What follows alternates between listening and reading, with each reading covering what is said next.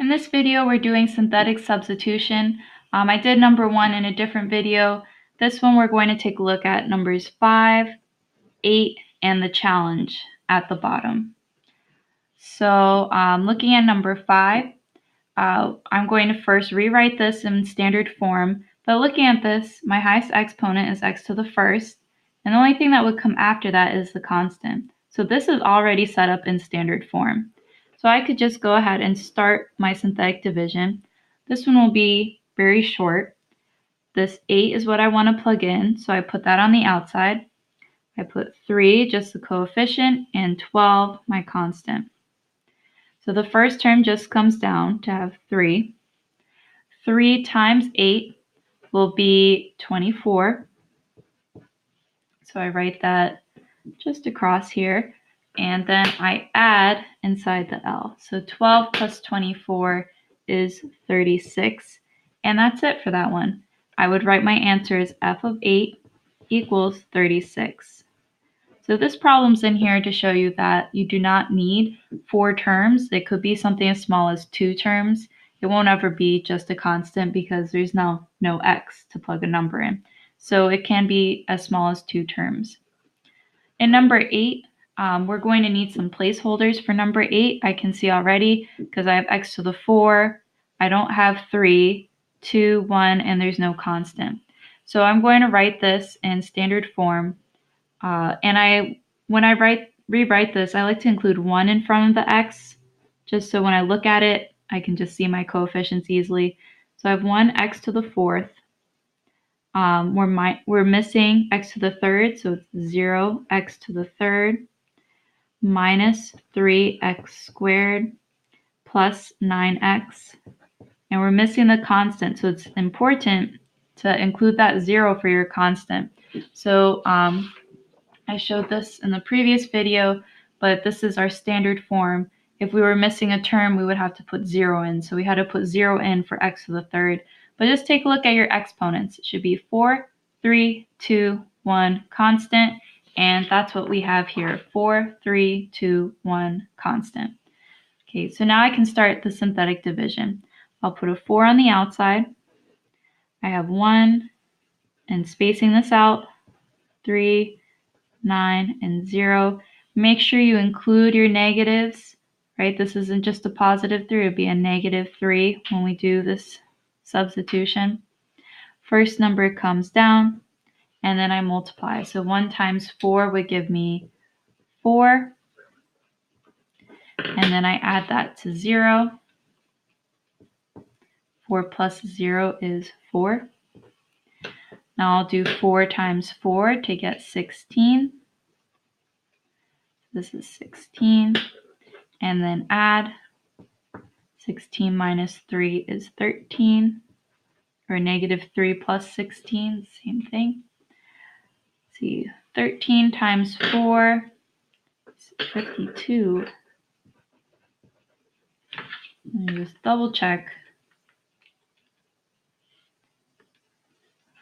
13 times 4, yeah, 52. And then add would be 61. And then we multiply again.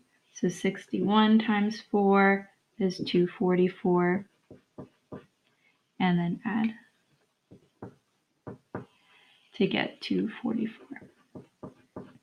So see, if you didn't include that constant here at the end, you would have ended up with 61 as your answer. So that's why we have to do that extra step there. So my answer for number 8 would be g of 4 equals 244. Okay, so now for the challenge problem at the bottom of the sheet. Okay, I have x to the 10th as my highest exponent, definitely missing some terms, and I'm plugging in a fraction. So I'm going to rewrite this in my standard form. So 2x to the 10th, so this should be in descending order, so 10, 9, 8, 7, 6. So I'm missing 8, there's no x to the 8th, so sorry, 9, there's no x to the 9th, so 0x to the 9. We're also missing 8. So I have 10, 9, 8, next is 7, minus 1, x to the 7th. 6, there's no 6, so I'll have 0, x to the 6th. There's no 5, 0, x to the 5th. There's no 4, 0, x to the 4th. Here's 4x to the 3rd.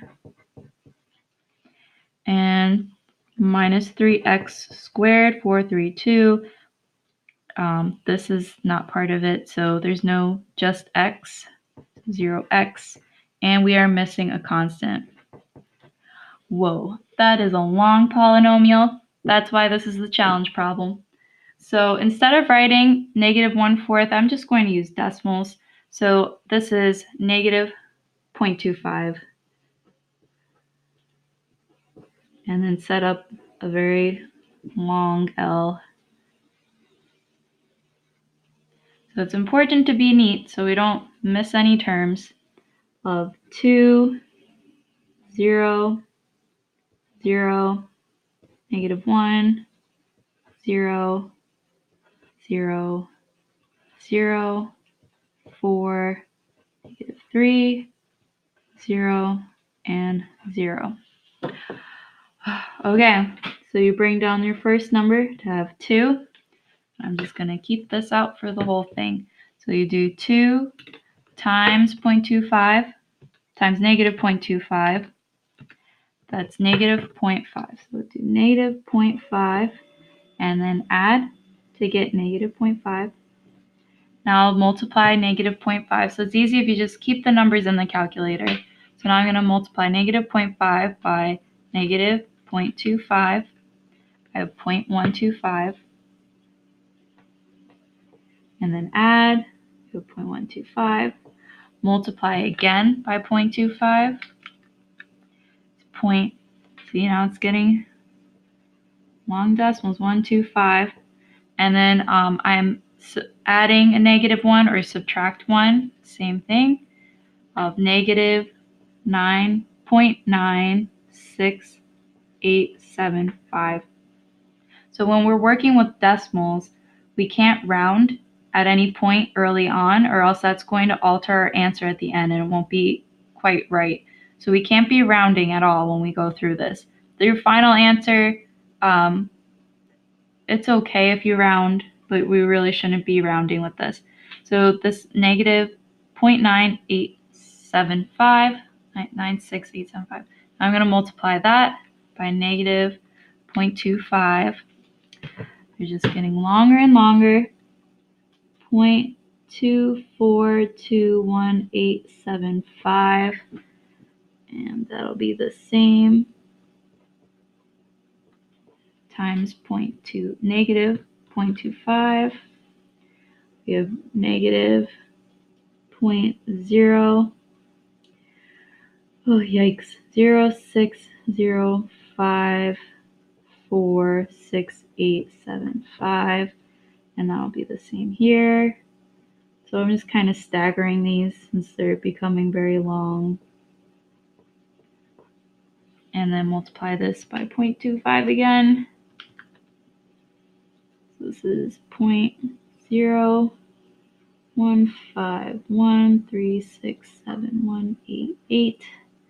And I'll say the same here.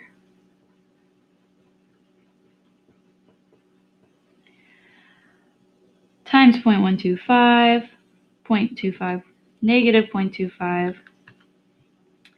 We have 0.00 of -0.003784197. I'm going to add that to 4 to get 3.99621582 times -0.25. We get -0.99905395551. Okay, so that's negative plus -3. So I'm adding it to this number to get -3.999.053.955. So now the calculator is rounding. And then I'm going to multiply that again to 0.25, negative 0.25, so this should be a positive 0.99976348888. And then that's just 0, so this is going to be the same. And then one more time, times 0.25. Negative 0.25 will give us a negative 0.249940872. Oh my gosh. So this is, you add that to the 0, it's the same thing. Okay, so let's see if that is correct. So our f of negative 1/4 should come out to be this decimal. So let's see, y equals, I'm going to type this in to check my answer for this one. So I have 2x to the 10th, 2x to the 10th plus 4x to the 3rd minus 3x squared minus x to the 7th. Okay, go to second table to look at our table of values, and it doesn't do decimals.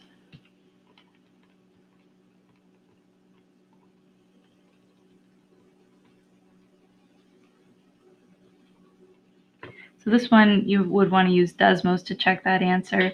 But this is what we should end up with, and it is f of negative 1/4 equals negative 0.2499.